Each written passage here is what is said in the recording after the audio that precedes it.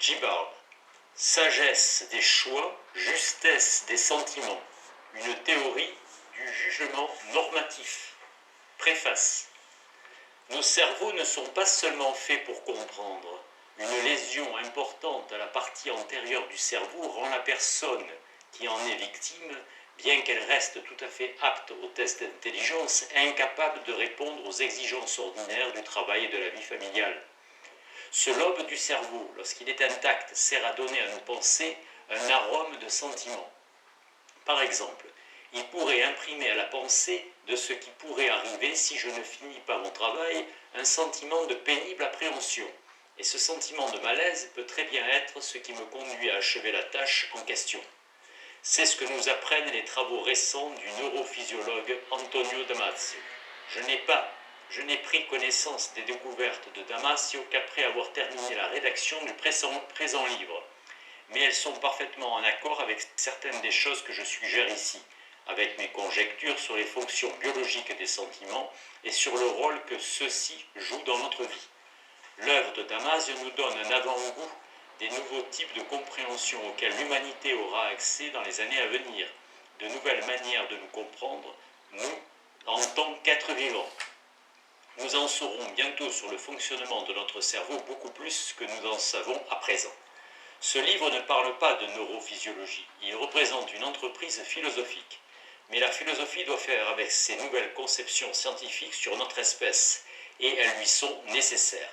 Nous ne savons pas ce que la science nouvelle nous apprendra, mais nous savons déjà quelques idées de ce qui se prépare, et déjà nous pouvons commencer à essayer d'ajuster nos conceptions de nous-mêmes à ce savoir nouveau. Nous pouvons par exemple explorer ce que les découvertes de Damasio nous apprennent sur le rôle que les sentiments moraux tiennent dans nos vies, et en déterminer les conséquences pour notre compréhension philosophique de la rationalité et de la moralité. Ces tentatives exploratoires peuvent contribuer à nous préparer philosophiquement aux nouvelles connaissances à venir. Nous savons que nous sommes des produits de la sélection naturelle, que notre façon de penser et de sentir les choses est constituée par des événements dans un cerveau qui se développe, suivant un plan génétique subtilement construit. Mais nous ne savons guère comment intégrer cette connaissance à notre réflexion sur nous-mêmes et sur nos vies. Je conçois ce livre en partie comme une préparation à cette tâche, en me fondant sur des choses que nous connaissons déjà à partir de la biologie, de la théorie des jeux, de la psychologie et de l'anthropologie. J'établis mes conjectures sur ce que nous pourrions découvrir sur nous-mêmes, considérés en tant qu'éléments du monde de la nature. Je demande ensuite comment concevoir philosophiquement nos pensées et nos sentiments si ces conjectures s'avèrent valides. Cet exercice peut servir, j'espère, d'utile préliminaire pour traiter les nouvelles découvertes à venir de la science. Les questions spécifiques que je traite dans le présent livre concernent le jugement normatif, les jugements qui concernent devoir, être juste, avoir tort et ainsi de suite. On peut, suivant ma thèse, traiter de manière systématique ces jugements comme des jugements sur ce qui fait sens ou ce qu'il convient de faire ou de sentir à propos des choses. Nombre des questions que j'envisage dans le livre concernent tout particulièrement le jugement moral. Suivant mon hypothèse, il s'agit avec ces jugements de juger quels sentiments spécifiquement moraux il convient d'éprouver face à des actes et des personnes. Je demande en quoi ces jugements consistent, pourquoi ils ont une place décisive dans nos vies. Je ne prends pas position dans ce livre sur les questions morales ou normatives en général. Je laisse la discussion de problèmes normatifs substantiels à une autre occasion. Je m'interroge plutôt sur nos pensées normatives. Je pointe la différence entre deux sortes de perspectives que nous pouvons prendre sur les questions normatives, deux points de vue qui, je le précise, sont distincts même s'ils sont étroitement liés. D'un côté, comme je l'ai dit avec insistance, nous pouvons étudier ce que nous faisons lorsque nous avons ces pensées, comment ces pensées s'intégreraient dans une vision bien fondée de nous-mêmes. D'un autre côté, nous pouvons poursuivre nos pensées et évaluer les questions normatives elles-mêmes, les questions de savoir que faire, qu'éprouver, comment vivre au mieux les uns avec les autres. Poser des questions normatives et y répondre, ce n'est pas faire de la science naturelle, ce sont choses différentes d'étudier la vie normative et d'y impliquer, et de s'y impliquer. Ce livre adopte un point de vue contemplatif, afin d'envisager en détail nos manières d'adopter pour penser le point de vue normatif, un point de vue où l'on pense comment il faut vivre et éprouver les choses. Les techniques philosophiques que j'utilise dans le livre sont aussi souvent anciennes que nouvelles. Certaines sont inspirées des théoriciens de l'émotisme émotivisme éthique. Ayer, Stevenson, qui ont élaboré leur théorie dans le milieu des années 1930. Ces philosophes ont projet d'expliquer ce que les affirmations éthiques signifient, mais au lieu d'offrir des explications directes de la forme X et bien signifie que, ils adoptent une stratégie indirecte, stratégie que j'intitule expressiviste. Ils demandent quelle sorte d'état d'esprit est exprimé par l'énoncé X et bien. Ces mots, suivant leur argument, expriment une attitude émotionnelle d'approbation. Je suis en désaccord avec leur réponse spécifique à la question qu'ils posent. Je pense que la stratégie expressiviste qu'ils ont mise au point requiert une psychologie plus raffinée que celle qu'ils avaient à leur disposition. Mais j'emploie nombre de leurs techniques et j'ai recours à beaucoup de leurs distinctions. Bien que je rejette leur émotivisme, je suis d'accord avec eux pour expliquer pourquoi les jugements moraux et les sentiments moraux sont étroitement liés. Les jugements moraux, et telle est ma thèse, sont des jugements sur comment sentir. La stratégie expressiviste, large d'ailleurs, et Stevenson, selon moi, a donc pouvoir encore plus grand que celui qu'ils lui ont découvert. En utilisant et en étendant cette stratégie, nous pouvons expliquer pourquoi dire que quelque chose est bien ou mal ressemble si fort au fait de lui attribuer une sorte particulière de propriété. Moore et ses disciples au début du siècle maintenaient l'idée que les affirmations éthiques attribuent certaines propriétés non naturelles comme le bien et le mal.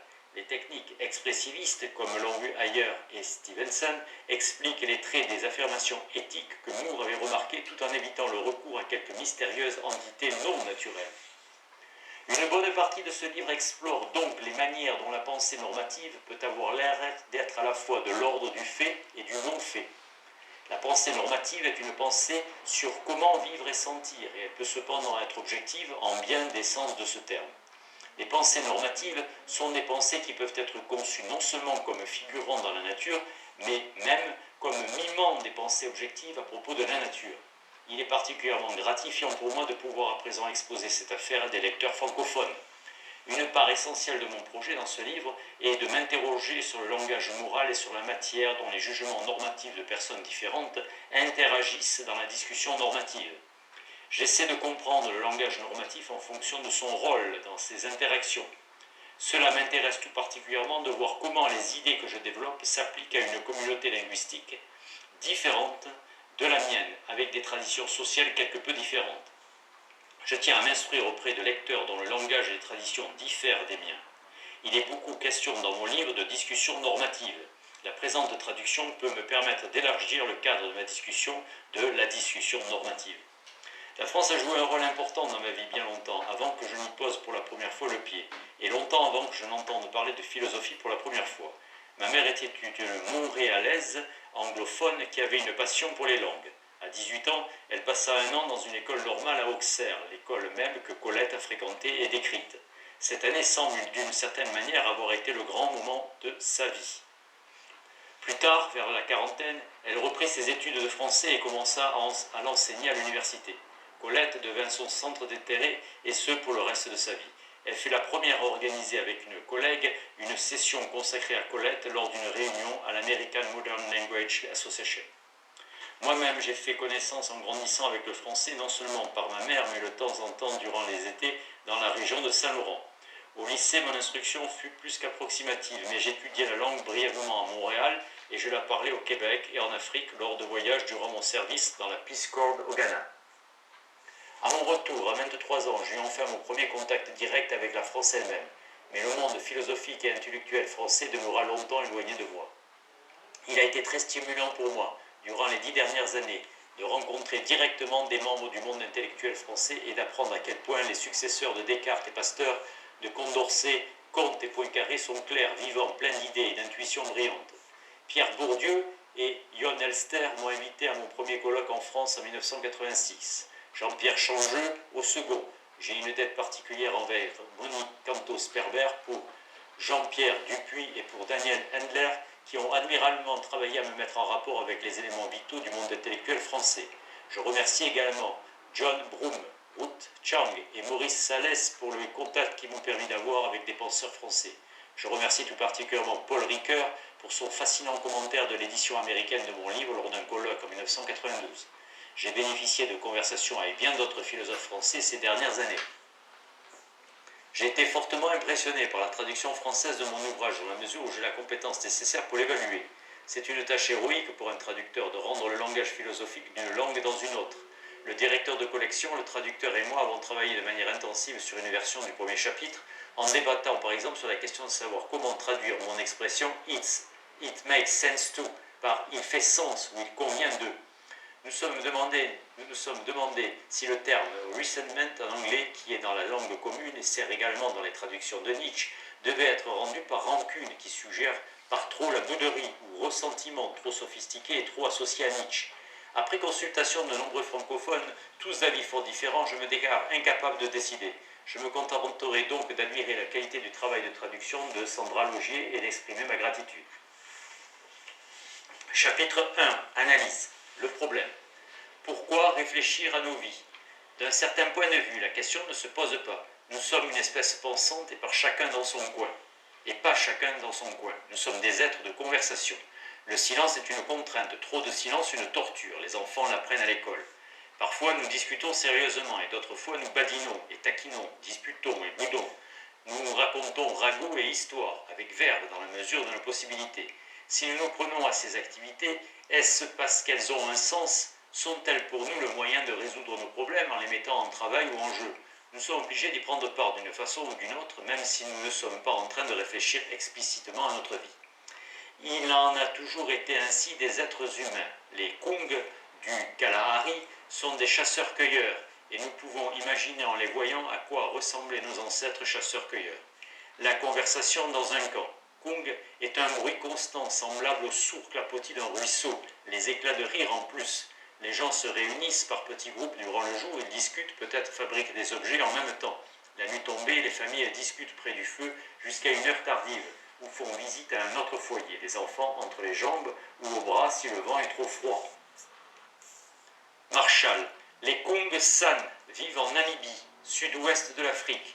Les San, ou Bushmen, font partie des quelques peuples de chasseurs-cueilleurs qui subsistent encore. Les Kung se critiquent mutuellement, ils font des commérages, des allusions, ils parlent d'événements, d'allées et venues, d'expéditions passées, ils font leurs projets de chasse, et le chasseur heureux peut consulter les aînés sur la meilleure manière de distribuer son gibier. Parfois ils se disputent, et souvent ils parlent de dons et de ce qui est approprié à chacun.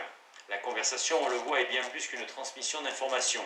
En parlant, nous élaborons non seulement les croyances à adopter sur les choses, les événements, les gens, mais nous cherchons aussi comment vivre. Nous nous demandons quels sentiments conviennent pour les choses de notre vie et de la vie des autres. Non que nous nous efforcions toujours d'aller au fond des choses, nous ne pensons pas à tout moment à comment vivre ou à nos sentiments, mais plutôt à une chose ou une autre, selon qu'elle attire notre attention. Socrate était différent. Platon lui fait dire à ses juges « Si je déclare que c'est justement le plus grand des biens pour un homme que de s'entretenir tous les jours de la vertu et des autres sujets sur lesquels vous m'entendez discourir, en m'examinant moi-même et les autres, et que la vie sans un tel examen ne vaut pas la peine d'être vécue, vous me croirez encore moins. C'est pourtant bien le cas. » En Apologie 38a. Lorsque Socrate parlait d'une vie vécue sans un tel examen, il mettait en garde contre une manière de vivre qui pouvait exister réellement, qui est peut-être celle de la plupart des gens. Socrate dut boire la ciguë pour avoir poussé trop loin ces questions de savoir comment vivre. Il commençait, comme les sophistes avant lui, avec les matériaux de la pensée commune et du discours commun pour les élaborer ensuite.